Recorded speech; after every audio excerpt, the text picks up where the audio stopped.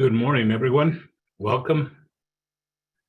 We are getting ready to start here in about, I'm going to give a couple more minutes before we start.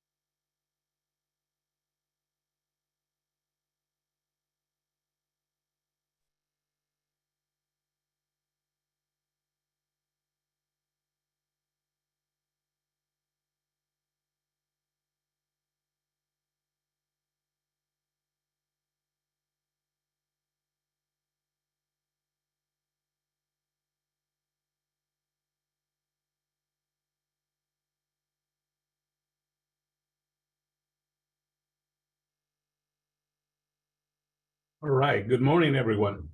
Welcome to this seminar of COVID-19 non-emergency standard webinar that we're going to cover today.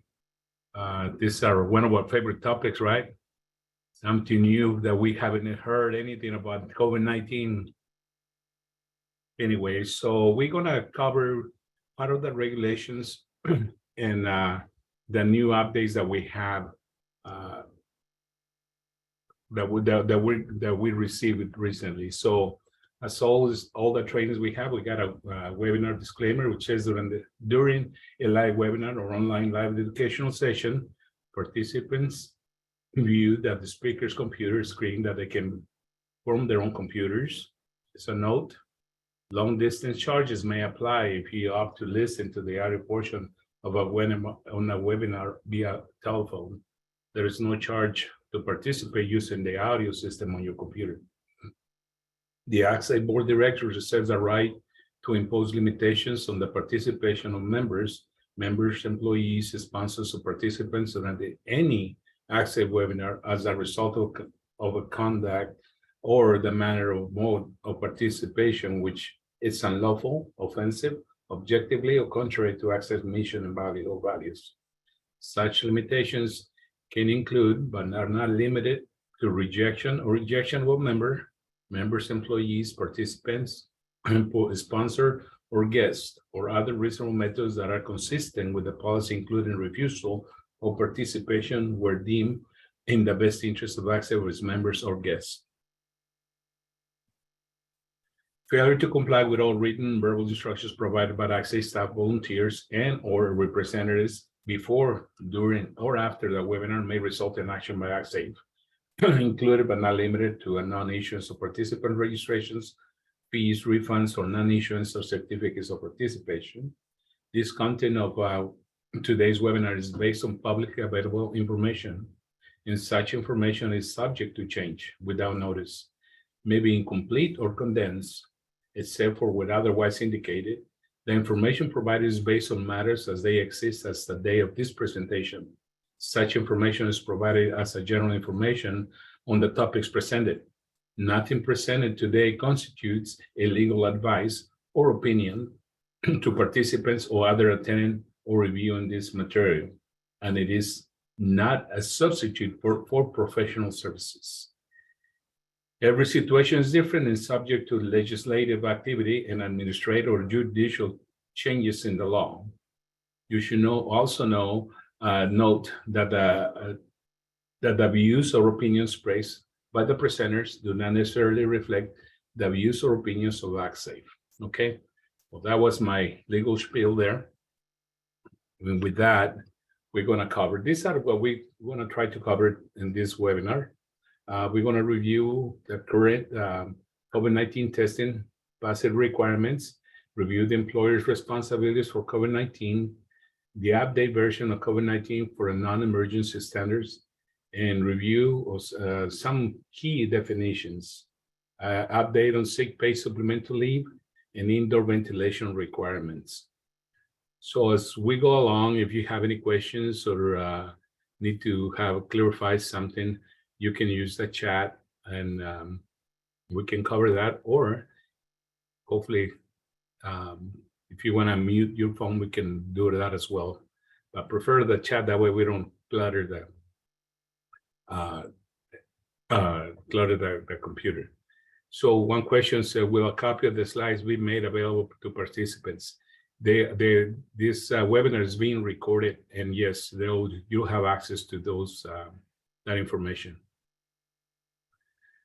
Later on, we'll provide you with a link where you can find these slides. Okay. So we started the COVID-19 employee testing positive requirements. So as you know, employees who test positive for COVID-19, these are part of requirements. Employees who test positive for COVID-19 must be excluded from the workplace for at least 5 days after the onset symptoms and after the date of the first positive test if there are no symptoms. You know, I think this is a practice that we've been doing for quite some time, so it hasn't changed. Isolation may be terminated, and employees may return to the workplace after the 5th day if symptoms are not present or resolving and diagnosed in sample collected on and after the 5th day is negative. If employee tests positive in the 5th day or later, isolation may be terminated and employee may return to workplace after the 10th day if it's free of fever for 24 hours without taking any medication to reduce the fever. Again, these are common practice that we've been doing for probably almost 2 years. So if an employee is unavailable or chooses not to test, the isolation may be eliminated, and the employee may return to workplace after the 10th day if it's fever-free for 24 hours without fever-reducing medication. If an employee has fever, isolation must continue, and the employee may not return to work until 24 hours after the fever resolves, again, without taking any medication. If an employee's symptoms other than fever do not resolve, it is best not to return to work until symptoms resolve until after the 10th day. Employee must wear face coverings around the face around people for a total of 10 days. And for further more information on face coverings can be found on the FAQ document for the OSHA, and I'll have a link attached to this one of these slides in the future slides. And the antigen test is preferred as a preferred method testing. So what are the responsibilities for employers on COVID-19 testing? So employers will make additional testing available to employees at no charge during employees' pay time when deemed necessary by the division throughout the issuance of an order to take special measures pursuant to the Title 8, Section 32.3 that it actually requires testing at no charge to employee. And if it happens during work hours, it has to be a paid time.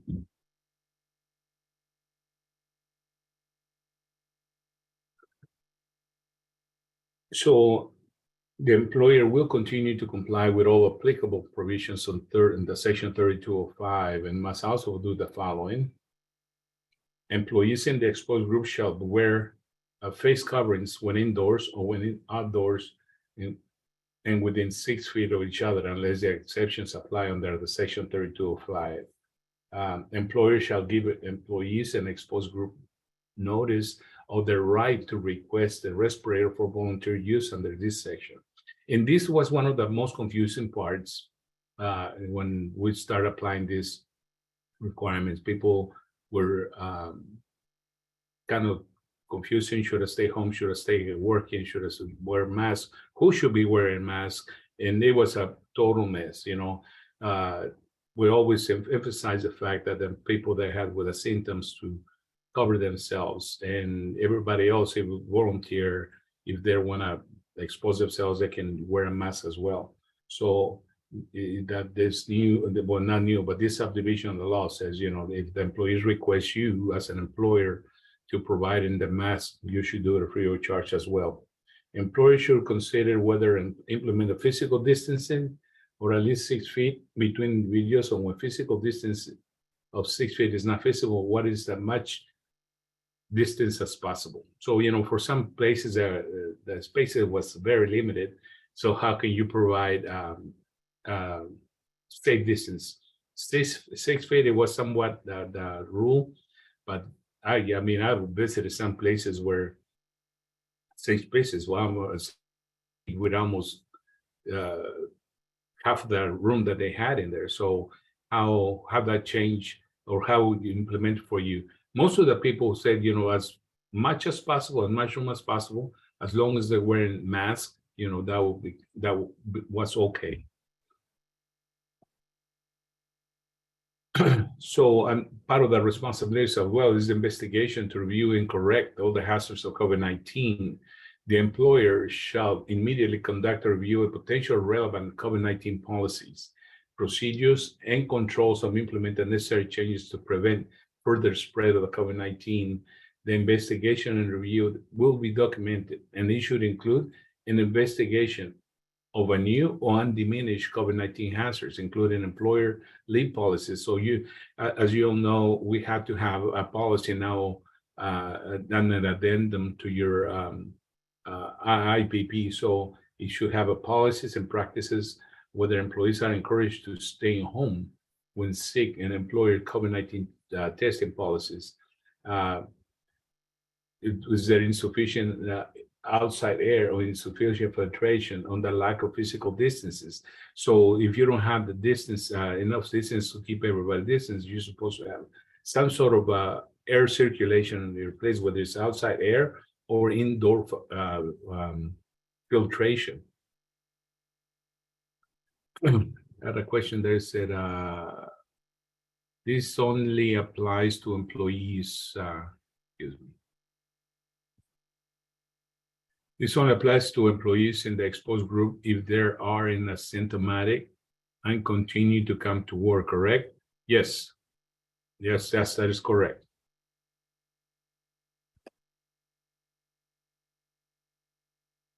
More in the review. And the review will be updated every 30 days, and the session remains applicable. And as a response to this information or new or previously recognized COVID-19 hazards, or as necessary, the employer must implement changes to reduce the transmission of COVID-19 based on investigation and review required by the subsections A1 and E2.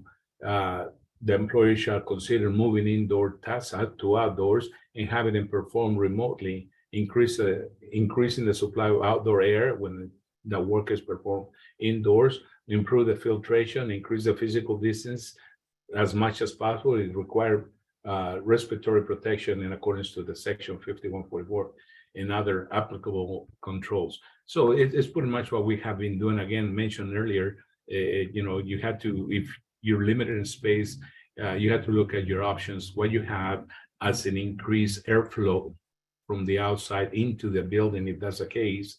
If your business allow, maybe conduct some of the business outdoors, you know, that would be another option. And if there is not that option, there are air filtration systems that could be used for that purpose. And I think we're going to cover later on the type of filtration required that would be suffice for this kind of thing. And here it is. So in mechanically ventilated buildings or structures, employers must filter recirculated air with a minimal efficiency report value. It's called, the acronym is MERV, of 13 and the higher efficiency filters if compatible with ventilation system. If the MERV13 or higher filters are not compatible with a ventilation system, employers must use filters with highest compatible filter efficiencies. Employers should also assess whether portable or mounted HEPA filtration units or other cleaning systems might reduce the risk of transmission. If so, implement their use at the extent possible. So these are the two filters commonly used in indoor practices. You know, there's the MERV13 type of filter or the HEPA filter. Some of you that probably went to our conference in Monterey, there was a presenter that had the portable filtration system, the homemade system, that it was sufficient to cover the small area. That'd be one way to do it. You know, it's very inexpensive to create a filtration system, indoor filtration system like that one. But so I've seen some of the industries and some of the offices out there where they install this type of filtration system, the MERV13, where they actually put something in the ventilation system that it kills bacteria or viruses. Or there's this particular air filtration things that commercially sold that have the HEPA filters. So whatever you choose, that's an alternative if you don't have enough air circulating in your work areas, indoor work areas. So would definitely look at that. You know, in certain sizes, cover only certain square footage on a building. So just do a little research on what is the appropriate size that you need, or maybe you need a couple of units, and really they're relatively inexpensive considering that the benefit that it creates. So the new non-emergency standards under COVID-19. So they made some of the change of the practices that we had, right? These regulations became effective by the approval by the Office of Administration Law on January 2023. So the beginning of this year, they became effective, and they will remain in effect for at least 2 years. Except where sub-record keeping articles, which are remain in effect for 3 years. Employers are no longer required to maintain a separate COVID-19 infection prevention plan. Instead, employers must now address the COVID-19 as a workplace hazard. You know, this has to become kind of like your regular safety prevention standards that you have, you know, part of your lockout, tagout, you know, forklift training, what are those? Your annual trainings where you have to provide the training to your employees. This has to become one of those trainings required. Employers, okay, that will cover that one. Employers must do the following: provide employees with effective training on risk prevention of COVID-19, and pretty much tell them, you know, what we've been saying for all this time. You're sick, stay home. If you're elected to do this, you know, you gotta wear masks, and the advice, you know, do whatever is on your hands to prevent another outburst of contamination in your workplace. What are sub-records? They're records that they're not quite required as any other one. So this is the way I mentioned that training records, they're principal records, you know, accounting records, they're principal records. Any other record that you have to maintain under that is not a requirement, that's what they consider sub-records. Let's see, where was I?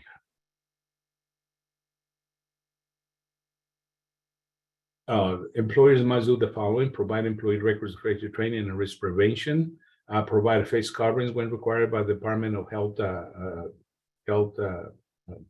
California Department of Public Health, and provide respirators for those that are requesting. Then it says they have to identify the health risk of a COVID-19 and develop methods to prevent transmission in workplace. I mean, there's not much of development there. You already got your regular practice at home, at home at work, where you have to maintain that to avoid that transmission or prevent the transmission of this virus. Investigate and respond to cases.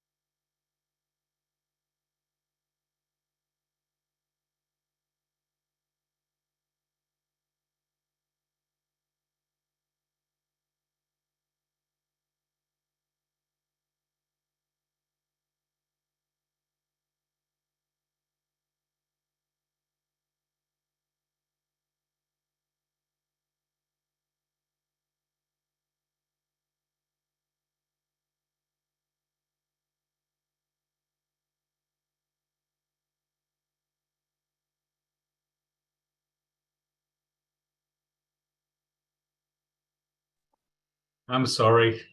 Seems like I have a little technical difficulties here and I lost you there. So I'm going to start out on this last slide because I don't know where I lost you. So we said we need to identify the health risk of the COVID-19 and develop methods of prevent transmission in the workplace. We want to investigate whatever risk, whatever cases have, and I will mention when anytime you have the employee calling in saying that he's sick and he was sick at work, so you have to do whatever is your part to investigate and respond to those cases and document all that, because you can you can be questioned later on.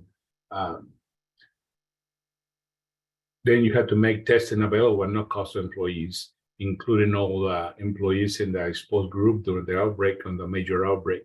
So it is part of your regular practice where you have to provide this pre-testing. By the way, now they're tested, they're so readily available anywhere. In fact, I think I will mention here, if you or any employee needs a testing, AgSafe has some free available tests to you as per your request. And I think we're going to give you access to that link so you can request the free test. We're limited, so I'm not sure how many we have, but we do have access to them free for you. Notify affected employees of the cases and COVID-19 in the workplace and maintain records. COVID-19 cases, immediate report serious cases to CalOSHA and local health departments when necessary. FYI, thank you, Athena. That's a link to the test. As you all know, any cases of COVID-19 in the workplace, they have to record it under the OSHA 300 log. So that has to be maintained all the time. And it's important. I have run into some employers where they were not reporting it because they didn't associate that to work. They could identify where it happened. They weren't sure if it happened at work or not. Well, we couldn't determine that, so it's safer to just go ahead and report it. And I mean, it doesn't count against record, because that's one of the risks, or one of the reasons that people didn't want to report it, because they didn't want to have a huge amount of injuries recorded in the OSHA 300. But COVID-19 is not part of that. However, If you have an outbreak, you have to identify that, and you have to notify them for that.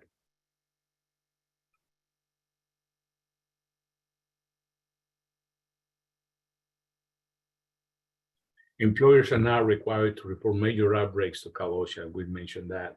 COVID-19 prevention regulations do not require employers to pay employees for time off to work. In return, regulations require employers to provide employees with information about COVID-19 related benefits to which may be entitled under federal, state, or local laws. Your employer's leave of absence policies, and the leave of absence is guaranteed if you're by contract. So you have to identify that on your policies. I know in the past, and well, you will know, in the past, they were entitled for so many hours of sick pay applied to COVID-19. Well, that's no longer a need. So this is how they identify the close contact, right? This is now defined according to the size of the workplace in which exposures occurred. For indoors, an airspace of 400,000 cubic feet or less is considered contact, and now define as sharing the same indoor space as COVID-19 cases for cumulative total of 50 minutes or more during the 24-hour period during the period of infection of COVID-19 case. An indoor space greater than 400,000 cubic feet, close contact defined as being within 6 feet of COVID-19 case cumulative for 50 minutes or 24 hours during the infectious period. Wow, there is a lot of mumble of jumble here, but simplifying it. What they consider an indoor airspace under a close contact is 400,000 cubic feet. Well, dang, you know, that is a big number. So how can we visualize that? It's pretty hard to imagine 400,000 cubic feet, not square feet, but cubic feet. So that means the area around and the height, right? So put in perspective, I did a little research on this. In 400 cubic feet, imagine a warehouse or a building, however you want to call it, that is the size of a football field. Okay, so it's, you know, how the football field has 100 yards across, and then it has, I think, 53 yards in width. So imagine a building the size of that football field, and that it has a 9-foot ceiling. So you got 100 feet along, 53 wide, with 9 feet height.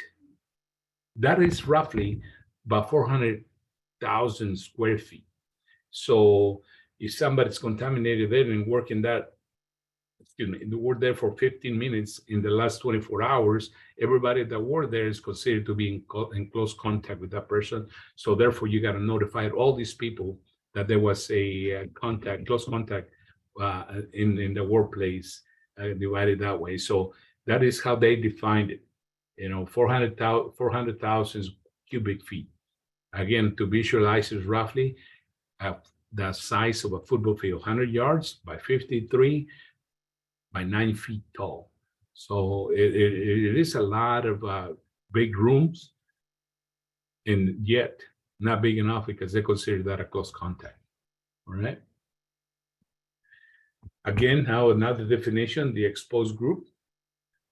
Exposed group was clarified to include employer-provided transportation and employees residing in employers providing, if the employer is providing housing, who are covering the COVID-19 prevention rules. So this is for people that offer housing,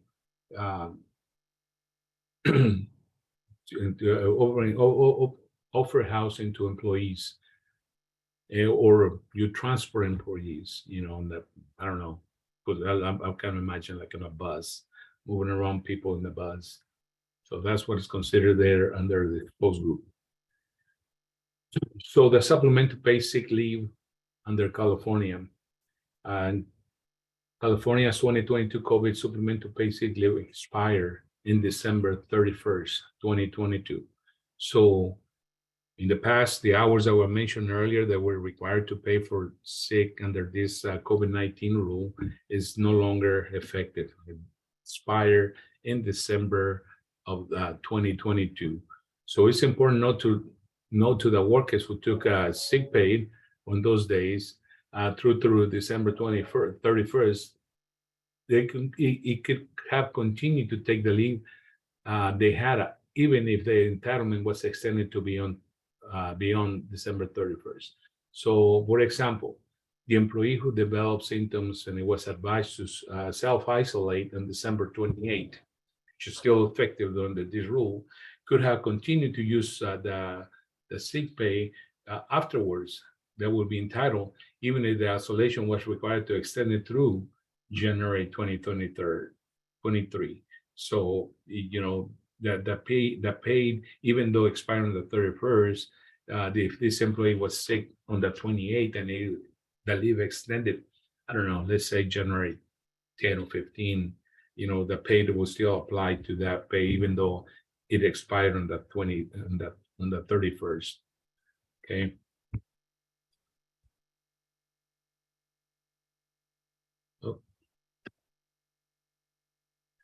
On May 5th of 2022, OSHA implemented the revised version of the Mandatory Emergency Standards, ATS, originally implemented in November 30th of 2020. That's when we started this mumbo jumbo COVID-19 to prevent the exposures of to COVID-19 in the workplace in California, with the exceptions that we prescribed already. So the emergency temporary standards appear on Title 8 and requires covered employers to establish, implement, and maintain effective written COVID-19 prevention plan that includes items specifically related to ventilation and filtration in the place. So that, as I mentioned, now that has to be part of your annual training, and it has to be part of your IIPP program. So covering a little more about indoor ventilation requirements. Effective ventilation is one of the most important ways to prevent or control the transmission of small aerosol. However, ventilation and other indoor air quality improvements are in addition to and not replacement for the mandatory protection standards required by OSHA ETS and any applicable states or local directives. So it's not to replace it, it's in addition to. People at higher risk of severe illness from COVID-19 should be more careful about the time they spend indoors outside their own homes, wearing respirators, wearing the respirator when COVID-19 is circulating in the surrounding area, especially when transmission levels are high. So it comes like a personal responsibility, to have employees protect themselves and others by wearing this mask when they're walking around the areas. So in ventilation, since our understanding of our role is an important part of the transmission of COVID-19 and it's evolving, recent literature has clearly shown that the small aerosols can be transported beyond the physical radius of 6 feet and remain suspended in the room air where they can be inhaled. So this is when it throws a 6 feet distance as out of the door, because in the past, depending on, they figure the science, right? The size of the droplet depends on how long they're going to be suspended on the air. There's proven now that people sneezing or coughing creates these small aerosol particles that keep floating in the air for quite some time. So anybody walking through that floating, I'm going to visualize it like a floating cloud of aerosol, and it's invisible, obviously, it can get exposed to that. So it's just a matter of understanding how that transmission can happen. Don't have to be necessarily by touching, but it can be just like that. Somebody's sick, sneezing and coughing, this aerosol gets floating in the air. Somebody inadvertently passes through and it gets exposed to that, and now they're contaminated. So understanding that, how it happens, that's how we're going to work on the prevention of the contamination in the workplace. So it says in general, the greater number of people in an indoor environment, the greater the need for outdoor ventilation in combination with indoor air filtration. So if there's I guess that's the most inexpensive way to do things. If there is a way that you can bring in outdoor air inside the indoor area to help clear out those invisible clouds of aerosol in the workplace, that would definitely help out. So here is on the bottom of this page, and I think the following pages will have it too, is the link to the page that it talks about the indoor ventilation and filtration system. So what to consider indoor ventilation is to improve the natural ventilation and proper use of fans. So if you can bring it in and cover that, you can actually do that, help out the indoor ventilation that way, or improve mechanical ventilation. And again, we talk about maybe outside here some air conditioning units, commercial air conditioning units, part of the filtration system. You can change the filter to the HEPA filter, to the MERC 13 filter, and that helps out to prevent that exposure to the rest of your workforce and any exposure. And in some areas where they don't have that, then the portable air purifiers with HEPA filters. So that's some of the considerations that the government decides that we can use to reduce the risk of exposure to our in the workplace. So reviewing briefly what we covered, it's the testing that we have. And again, I'm going to remind you guys that if you need free testing kits, we have some available here in our office. And Tina provided you in the chat with the link to request those free tests. Please reach out to that link to request that. Review employers' responsibilities on COVID-19. Discuss COVID-19 and the non-emergency standards. We review some of the key definitions under COVID-19. We discuss the sick paid supplemental leave and the indoor ventilation requirements. It is pretty standard, pretty short, but yet it has a lot of information. And if you get a copy of this presentation, on every page we have a link to each information that we provided you there. You can always go into the link and get more detailed information. This presentation, as we pointed out, it only points out the key things to it important. But if you want more details, then you can reach out in those links to do it.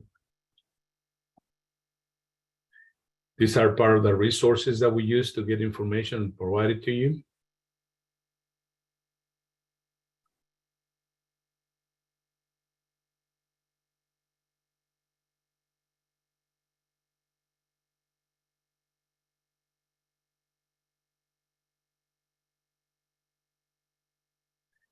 Do you have any questions?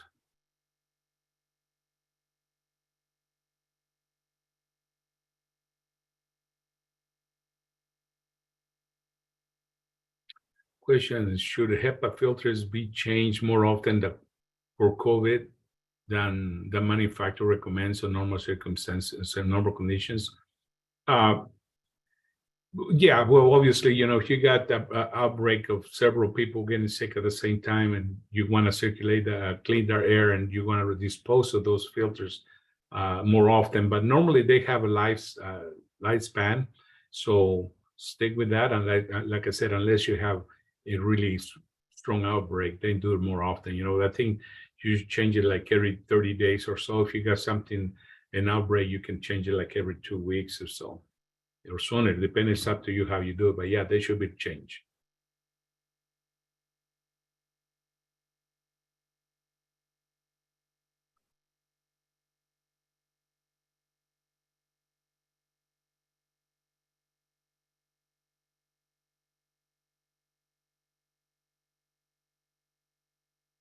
Any other questions?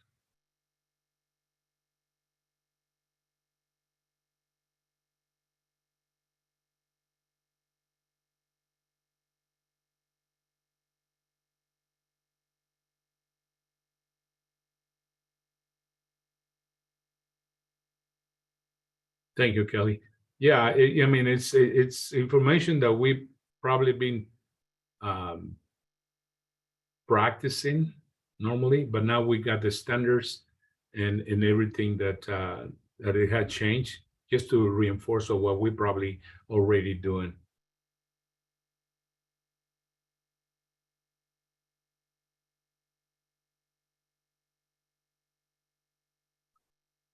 All right. Well, we finished a little earlier than anticipated, but you have our contact information. If you have any questions and you need more detail, please reach out to us and we'll provide you the information as you need it. Okay. Thank you very much. Have a great day and have a great week and stay dry with all this rain. Atina, do I have anything else I need to do? That's it. Point out. Yeah, no, that was it, Rigo. Thank you. And for those that are here, if you guys do need more than the 20 tests that are allotted through the link, you can also reach out to us at safeinfo@agsafe.org to place the bigger orders. We'll connect you directly with UC Davis.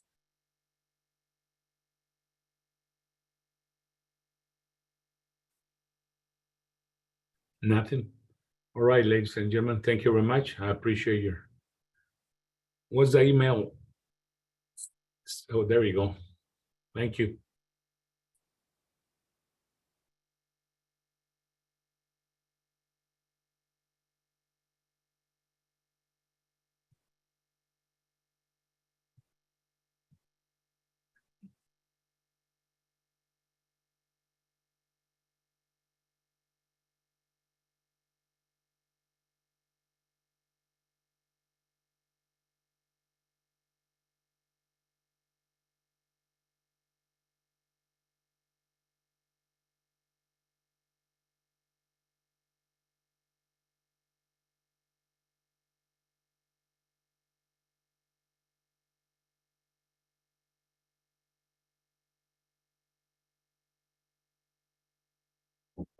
Yeah.